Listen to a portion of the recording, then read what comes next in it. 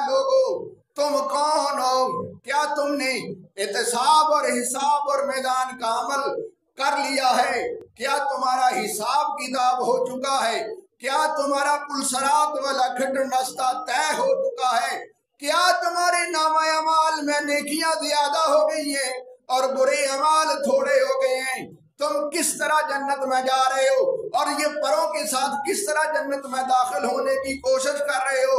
तो रब्बे कायनात ऐलान फरमाएगा, फरिश्तों इन्हें छोड़ दो, इन्हें जन्नत में जाने दो। ये मेरे मुस्तफा के वो गुलाम हैं। जब रमजान का चांद नजर आता था ये मस्जिद में आ जाते थे और रात को कुरान सुना करते थे। जो रात को कुरान सुना करते थे। और हम ढूंढते हैं कहाँ सुनते पढ़ते हैं, हम उस मस्जिद में जाके नमाज तरावी अदा करें। अल्लाह हमें कुरान की मोहब्बत नसीब फरमाए।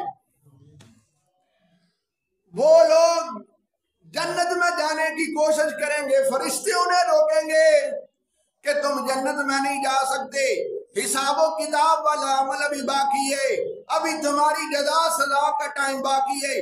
तुम परों के ऊपर कैसे परों के फड़फड़ाने की वजह से तुम जन्नत में कैसे दाखिल हो रहे हो?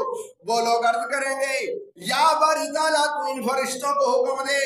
जब वो लोग अपने रब की बारगाह में अर्ज करेंगे कि मौला तू इन फरिश्तों को तालीम दे, तू इन फरिश्तों को हुक्म दे, अब हमारे बारे में क्या हुक्म है? तो वो फरिश्तों को रब्बे दुल जलाल हुक्म देगा, ऐ फरिश्तों इन्हें छोड़ दो। ये जन्नत में जिस जगह पर जाना चाहते हैं, जो कुछ खाना चाहते हैं, जो कुछ पीना चाहते हैं, इन्हें जाने दो।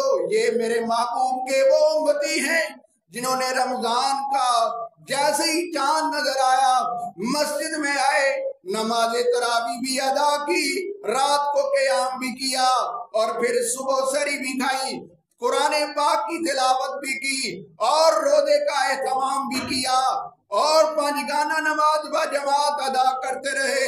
फरिश्तों गवाह हो जाओ, इन्हें मैंने बेहिसाब जन्नत में दाखिल फरमा दिया है। दिल्ली सुभान अल्लाह को सुभान अल्लाह। आज की आंखों जे मां रमजान नतरा 4 दिन है, बोलो सुभान अल्लाह। आज की आंखों सुभान अल्लाह।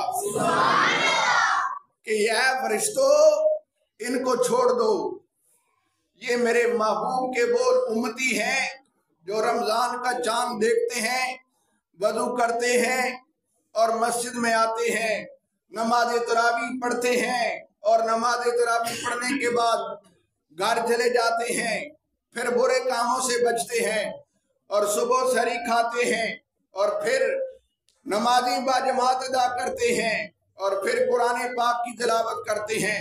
आगे अल्लाह के महबूब सल्लल्लाहु अलैहि वसल्लम ने इरशाद फरमाया, महशर का दिन होगा और कुरान पाक और माह रमजान मेरे गुनहगार उम्मतियों की सिफारिश करेंगे कि ऐ रब्बे दुल जलाल। माह रमजान अर्ज करेगा, मौला ये रात के आधे हिस्से में उठता था, सरी करता था, सरी खाता रहा और तेरी रजा के लिए नमाजें पढ़ता रहा, रोजे रखता रहा। मौला करीम बड़ी खुशनुदी के साथ ये रमजान शरीफ का अदब और एहतराम करता रहा। मौला तू इसे माफ फरमा दे और तू इसके हक में मेरी सिफारिश को कबूल फरमा और इस बंदे को जन्नत में दाखिल फरमा।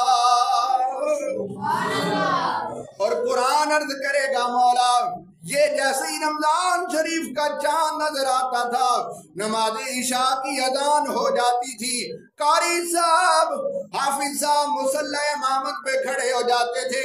मौला ये तेरा बंदा वजू करके हाफिज साहब के पीछे कुरान की मोहब्बत में कुरान सुनने के लिए नमाज तरावी पढ़ा करता था।